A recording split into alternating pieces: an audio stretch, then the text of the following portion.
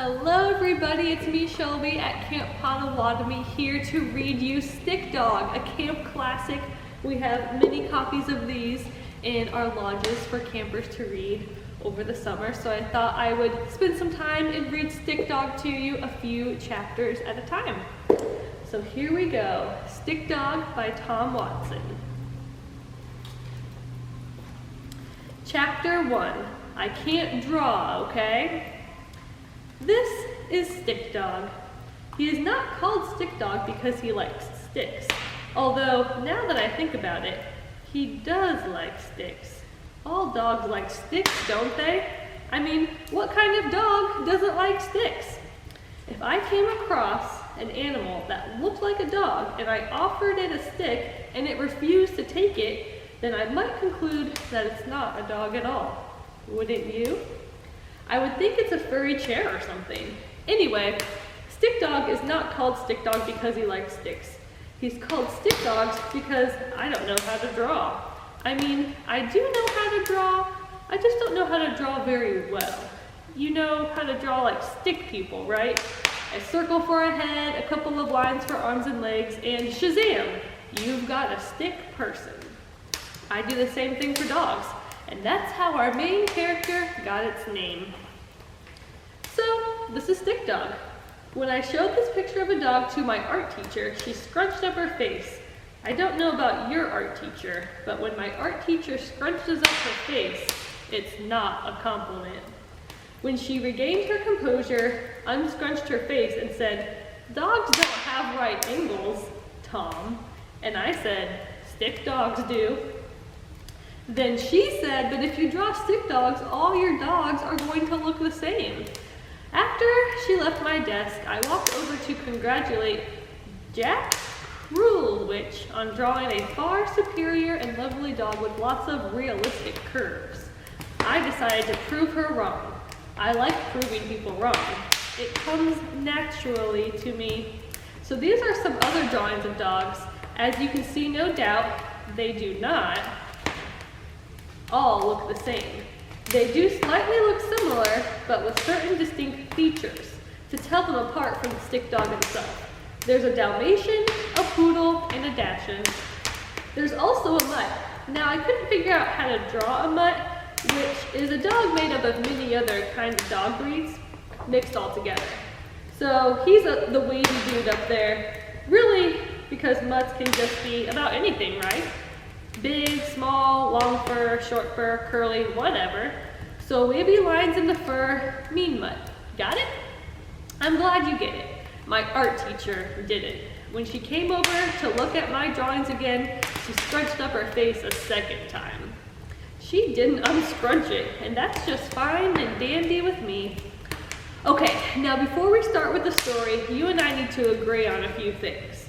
First, you should know that it's not just dogs that I can't draw very well. I pretty much can't draw anything very well.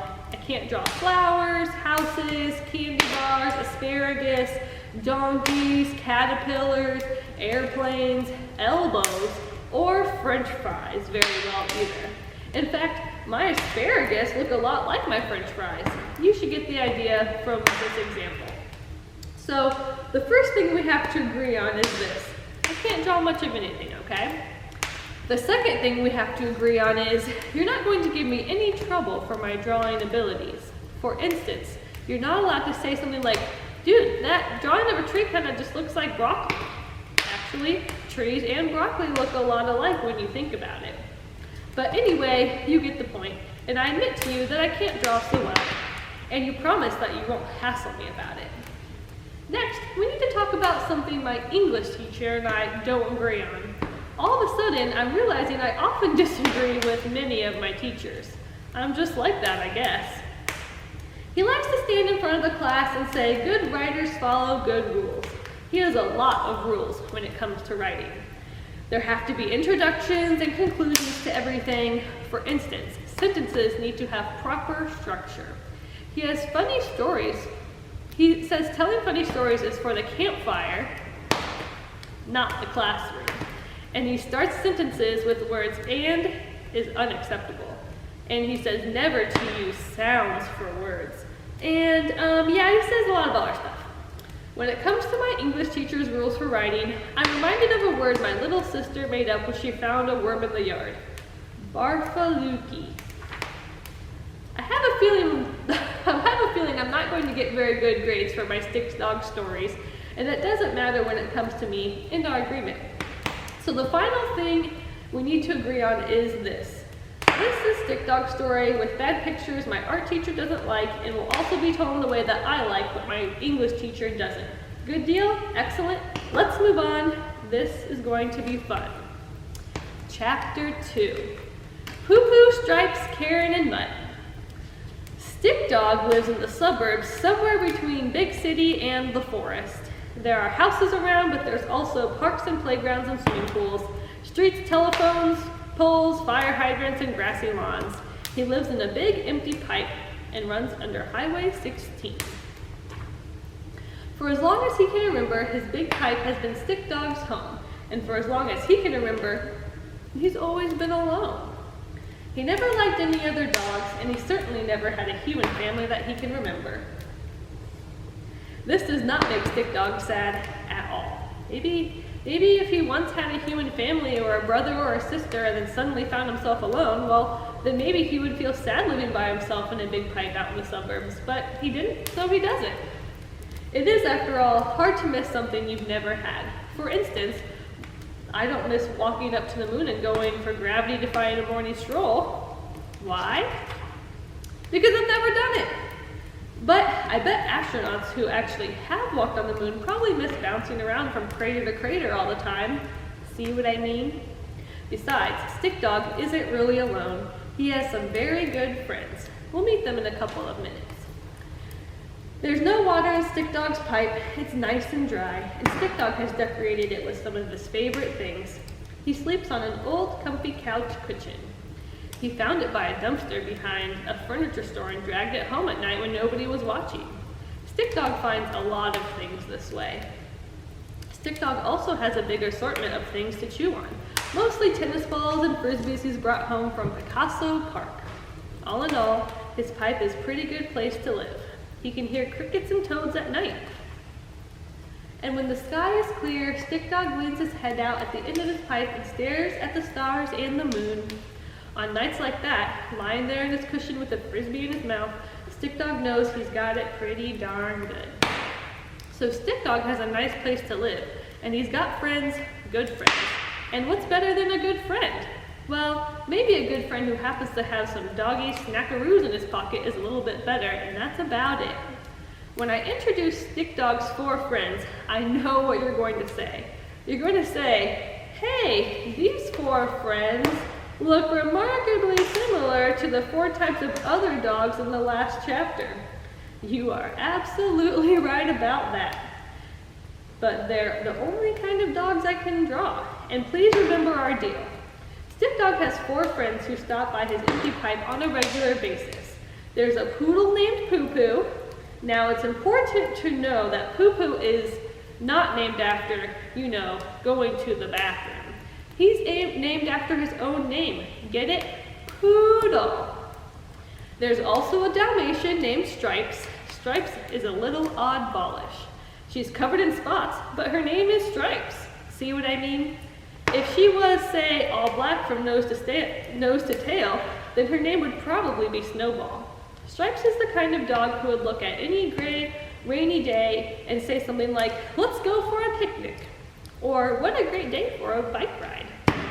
Of course, dogs don't typically like bike rides, but you get what I mean.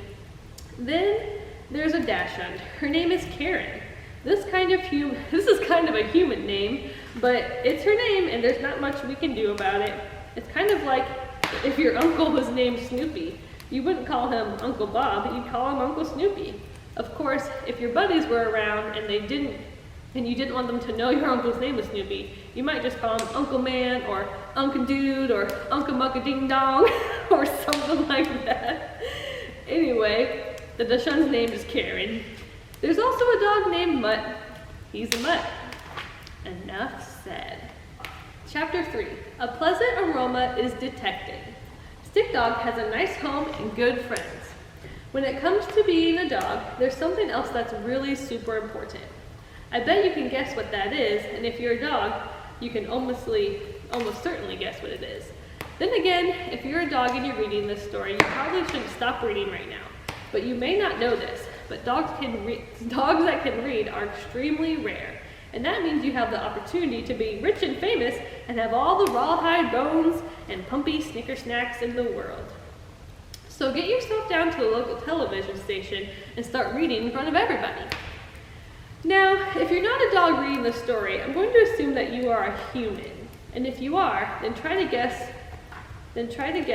just what's important, and even more important, to a dog that is safe home and good friends.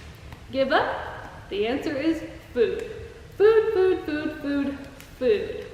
Don't be embarrassed if you didn't guess it right. One time, my first grade teacher asked me what holiday happens at the end of November, and I said pumpkin pie. What?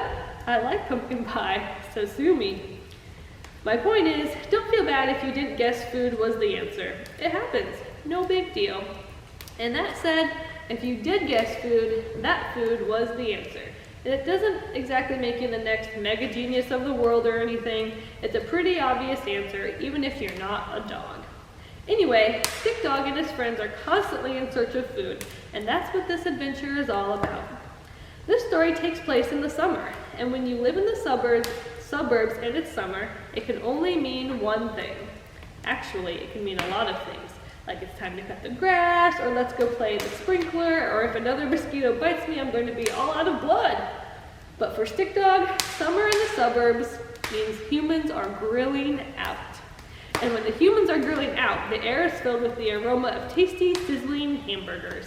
And tasty, sizzling hamburgers are about the best things in the world to Stick Dog. On this particular afternoon, all of Stick Dog's buddies, Poo Poo, Mutt, Stripes, and of course Karen, have stopped by. And because the wind is blowing at 7 miles per hour from the southwest, the grill aromas from Picasso Park are drifting right past the empty pipe beneath Highway 16. And Stick Dog has caught the scent. He's going to get a hamburger. Now, there are two things that can happen as I tell you this story. I can use dog languages, yips, yaps, barks, that kind of thing, or I can interpret all of the dog language for you. This transition will work for all human readers. And if you're a dog reader, you really should be at the television station by now. So here it goes. I have got to get a hamburger, Stick Dog said. His stomach rumbled a bit as the meaty smoke wafted past his nose. How? Said Poo Poo. We're gonna need a plan, Mutt added. Humans aren't just going to give us hamburgers. Certainly not. They're selfish. They just want to keep all the hamburgers for themselves. Stick Dog shook his head in disgust, muttering under his sweet-smelling dog breath about how humans never share anything. He rose off the couch cushion, shaking the dirt from his fur, and said, "Let's follow the smell and find the hamburgers. Find the hamburgers, make a plan. Execute the plan. Eat the hamburgers." Eat the hamburgers, Stripes added. Roll around in the dirt, scratching our backs. Oh, yeah, whatever, Karen said, scrunching up her face. All of them trailed Stick Dog, who followed the scent toward Picasso Park. But as they went in search of some smoky hamburger goodness, their mission was interrupted by something very bad. Something lurking in the forest. And that is the end of chapter 3. Thank you for listening to the first 3 chapters of Stick Dog, and join me in the next time we read, and we'll read more chapters of Stick Dog. All right, everybody, have a good rest of your day. Bye.